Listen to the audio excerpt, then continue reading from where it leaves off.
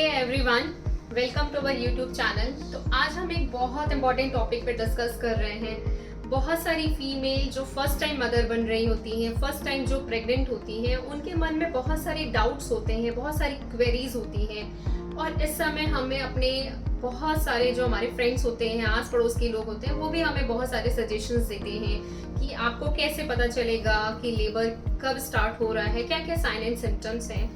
तो उन सारे मिथ्स को भी दूर करने के लिए और आपको भी आज ये चीज बताने के लिए कि एक फीमेल को, प्रेग्नेंट फीमेल को कैसे पता लगेगा कि उसका लेबर पास है, तो कौन कौन से ऐसे अर्ली साइंस होते हैं लेबर के, वो आज हम डिस्कस करेंगे।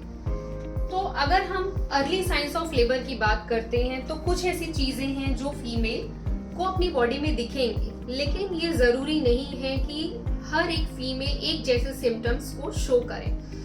दो फीमेल के बीच में लेबर का पेन, लेबर की कैरेक्टरिस्टिक, उनके सिम्टम्स सब कुछ बिल्कुल अलग हो सकते हैं। तो आपको बिल्कुल भी किसी से अपने आप को कंपेयर नहीं करना है कि उनके पेन का नेचर कैसा था, आपकी फ्रेंड को, आपके रिलेटिव को, किसी को भी किस तरीके से लेबर स्टार्ट होता है, उनकी लेबर की जर्नी कैसी थी। आपको उनसे इंस्पायर नहीं होना है, क्योंकि हर एक फीमेल की लेबर की जर्नी बहुत डिफरेंट होती, because everyone has a different body. So अगर हम बात करें कि लेबर के कौन कौन से साइंस होते हैं, तो फर्स्ट साइन होता है लीकिंग, जिसे हम लोग नॉर्मल टर्म में कहते हैं वाटर ब्रेकिंग या पानी की थैली का फट जाना। तो amniotic fluid, basically water breaking एक ऐसी चीज होती है जिसमें एमनियोटिक फ्लूइड कहाँ रहता है, ये हमारा होता है एमनियोटिक शेक। एक शेक होता है जो आपके बेबी को प्रोटेक्ट करता है और सराउंड करता है। इस एमनियोटिक शेक के अंदर में एक फ्लूइड भरा होता है जिसे हम लोग कहते हैं एमनियोटिक फ्लूइड। तो बेसिकली ये एमनियोटिक फ्लूइड आपके बेबी को प्रोटेक्ट करने का काम करता है। तो जब आप लेबर के पास में आपकी जो ड्यू डेट है, आप उसके पास में पहुंच रहे होते हैं, तो बहुत सारी फीमेल्स में ये चीज होती है कि एमनियोटिक फ्लूइड या एमनियोटिक शेक जो होता है वो रप्चर हो जाता है। तो उसके रप्चर होने की वजह से, या इसे हम कहते हैं पानी की थैली का फटना, इसकी वजह से फीमेल को फील होगा, या तो आपको सडन पानी का फ्लो फील होगा, या ऐसा लगेगा कि धीरे धीरे से कोई लीकिंग हो रही है। तो अगर ऐसे सिम्टम हैं तो आपको इसको इग्नोर नहीं करना है और आपको अपने डॉक्टर के पास, अपने हेल्थ केयर प्रोवाइडर के पास जाके कंसल्ट करना है। सो फर्स्ट सिम्टम हो गया लीकिंग, वाटर ब्रेकिंग और पानी की थैली का फट जाना। अब जब ये पानी की थैली फट जाती है तो आपके बेबी को इन्फेक्शन होने के चांसेस बढ़ जाते हैं।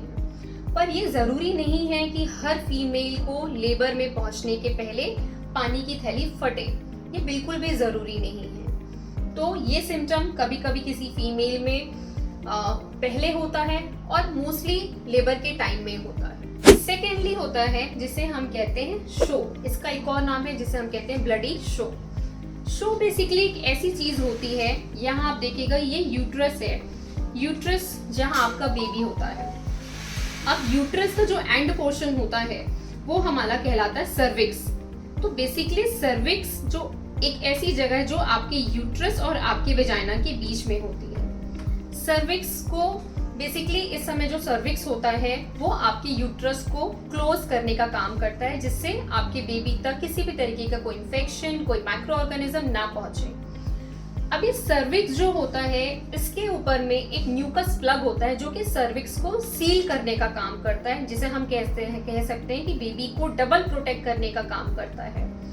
तो जब फीमेल अपनी ड्यू डेट के पास आती है तो ये सर्विक्स जो है वो डायलेट होना शुरू होता है, जिसे कहते हैं नॉर्मल टर्म में बच्चेदानी का मुंह का खुलना, जिसे नॉर्मल बोलचाल की भाषा में लोग कहते हैं। तो ये जो सर्विक्स होता है, सर्विक्स की जो सीलिंग होती है म्यूकस प्लग, तो म्यूकस प्लग इस समय डिसलॉज हो जाती है, जिससे कि सर्विक्स को डायलेट होने के लिए स्पेस मिले।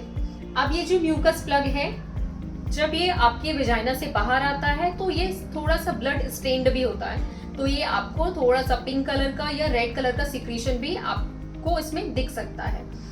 तो ये जो म्यूकस का अपनी जगह से हटना होता है उसे हम लोग कहते हैं शो। तो इस टाइम फीमेल फील करेंगे कि कुछ ब्लडी स्टेन्ड सा डिस्चार्ज हो रहा है, तो आपको इस सिम्टम को इग्नोर नहीं करना है और इस पर ध्यान देना है। अब ये कब होगा, ये अगेन हर लेडीज में वेरी करता है। थर्ड, अगर हम बात करें पेन एंड कॉन्ट्रैक्शंस की, तो पेन क्यों होता है? पेन इस समय आपके यूट्रस के कॉन्ट्रैक्शन की वजह से और आपका जो सर्विक्स का डायलेशन होता है उसकी वजह से पेन होना स्टार्ट होता है। पेन के भी बहुत सारे अलग अलग कैरेक्टरिस्टिक होते हैं कि इस समय ट्रू लेबर का पेन कैसा होता है, फॉल्स लेबर पेन कैसा होता है। इसके बारे में हम अलग से वीडियो बनाएंगे जिससे आपको ये बहुत अच्छे से क्लियर हो जाए कि आपको ये ट्रू लेबर पेन है और फॉल्स लेबर पेन है। बिकॉज इस टाइम बहुत सारी फीमेल को स्यूडो लेबर पेन भी होते हैं जिसे हम फॉल्स लेबर पेन कहते हैं, या बैक्स एंड हिप कॉन्ट्रैक्शंस भी होते हैं, तो वो इसे ट्रू लेबर पेन समझकर भी कई बार उन्हें बार बार हॉस्पिटल जाना पड़ता है। तो ये आपको समझना बहुत जरूरी है कि ट्रू लेबर पेन कौन से हैं, फॉल्स लेबर पेन कौन से हैं। एंड उसके बाद अगर हम बात करें नेक्स्ट सिम्टम की, तो हम उसे कहते हैं लाइटनिंग। लाइटनिंग का मतलब होता है कि बेबी का मदर के पेल्विस में नीचे की तरफ जाना, या ड्रॉपिंग भी इसे कहते हैं, जिसमें बेबी मदर के पेल्विस में नीचे की तरफ शिफ्ट होता है। ये लाइटनिंग एक ऐसा प्रोसीजर होता है, एक ऐसा प्रोसेस होता है कि इसके बाद जब बेबी पेल्विस में डिसेंड हो जाता है तो मदर को जो अभी तक ब्रेथलेसनेस की प्रॉब्लम हो रही थी, उनको लगता था यहाँ पे कुछ फंसा हुआ है, एसिड रिफ्लक्स, रीगर्जिटेशन बार बार होना, अब उससे मदर को बहुत रिलीफ मिल जाएगा क्योंकि बेबी यहाँ से स्पेस छोड़ के नीचे की तरफ शिफ्ट हो चुका है। तो यहाँ पे जब बेबी रहता है तो डायफ्राम ऊपर की तरफ पुश होता है, तो उसके कारण जो सिम्टम्स आते हैं, ब्रेथलेसनेस होना, बहुत सारी फीमेल्स में होता है खाना बार बार मुंह में आ रहा है, एसिड रिफ्लक्स होना। अब इस समय आपको इन सारे सिम्टम्स से आपको बहुत जल्दी आप फ्री हो जाएंगे। अब जो नेक्स्ट सिम्टम इसकी वजह से आएगा वो होगा बार बार यूरिन का प्रेशर बढ़ना, क्योंकि जैसे जैसे बेबी नीचे की तरफ जाएगा वो ये एरिया छोड़ेगा, वो आपके पेल्विस में नीचे की तरफ शिफ्ट होने के कारण आपके ब्लैडर में बहुत प्रेशर आएगा। उसकी वजह से अब आपकी यूरिन की जो फ्रीक्वेंसी है वो बहुत बढ़ जाएगी।